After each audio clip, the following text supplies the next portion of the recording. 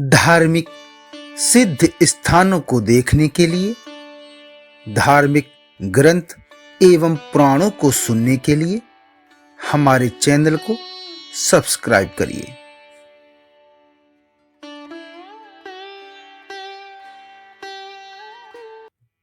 जय मां एकादशी। श्री अपरा एकादशी व्रत महात्म्य। श्री युधिष्ठिर श्री कृष्ण भगवान से बोले कि हे भगवान, ज्येष्ठ मास की कृष्ण पक्ष की एकादशी का नाम तथा महात्म्य क्या है, सो आप मुझ पर कृपा कर कहिए। युधिष्ठिर के श्री भगवान से ऐसा कहने पर श्री कृष्ण भगवान बोले कि हे राजन, ज्येष्ठ मास के कृष्ण पक्ष की एकादशी का नाम अपरा एकादशी है। यह पुण्य देने वाली है। जो मनुष्य इस एकादशी का व्रत करते हैं, उनकी लोक में प्रसिद्धि होती है।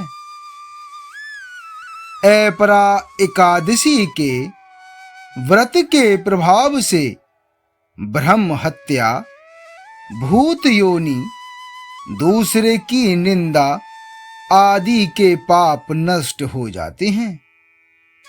इसके व्रत से पर स्त्री के साथ भोग करने वालों की झूठी गवाही, असत्य भाषण, झूठा वेद पढ़ना, झूठा शास्त्र बनाना, झूठा ज्योतिषी, झूठा वैद आदि सबके पाप नष्ट हो जाते हैं।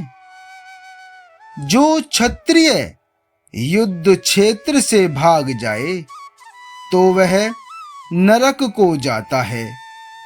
जो शिष्य गुरु से विद्या ग्रहण करते हैं परंतु बाद में उनकी निंदा करते हैं, तो वह अवश्य ही नरक को जाते हैं। वह भी अपराकरा व्रत करने से स्वर्ग को चले जाते हैं।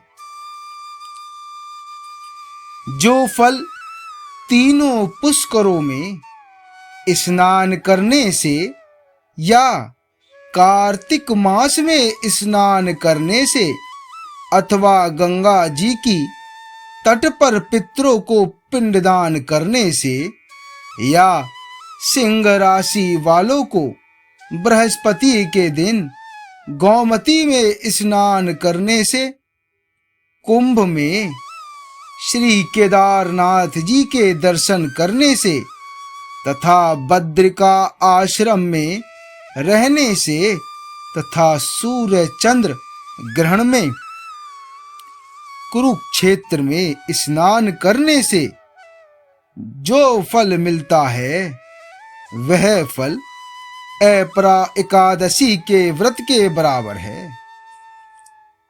हाथी घोड़े के दान से तथा यज्ञ में स्वर्ण दान से जो फल मिलता है, हाल की ब्याही हुई गाय या स्वर्ण के दान का फल भी इसके फल के बराबर होता है। अपरा एकादशी के दिन भक्ति पूर्वक श्री विष्णु भगवान जी का पूजन करना चाहिए, जिससे अंत में विष्णु पद की प्राप्ति होती है। अपरा एकादशी की पौराणिक और प्राचीन कथा कुछ इस प्रकार से है। प्राचीन समय में महीध्वज नामक एक धर्मात्मा राजा था।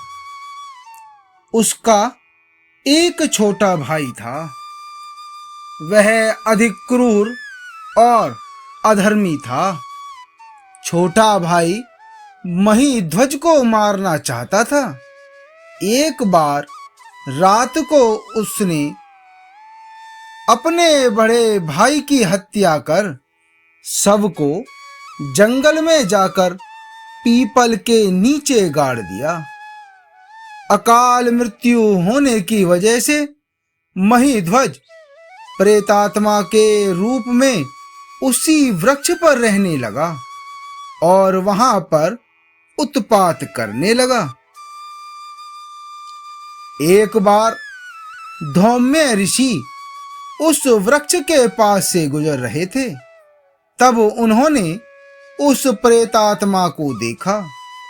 ऋषि ने अपने तपोबल से प्रेत के उत्पात का कारण समझा। इसके बाद उन्होंने उस आत्मा को पीपल के पेड़ से उतारा और परलोक विद्या का निर्देश दिया। उसे प्रेत योनि से मुक्ति दिलाने के लिए धौम्य ऋषि ने खुद अपरा एकादशी का व्रत किया। उसके पुण्य से धर्मात्मा को प्रेत योनि से मुक्ति मिल गई। इसके बाद उसने ऋषि का धन्यवाद किया और स्वर्ग को चला गया। मान्यता है कि अपरा एकादशी व्रत कथा का पाठ करने से जातक को सभी तरह के पापों से छुटकारा मिलता है। हे राजन, मैंने यह अपरा एकादशी की कथा लोकहित के लिए कही है। उसके पढ़ने व सुनने से समस्त पाप नष्ट हो जाते हैं। जय मां अपरा एकादशी।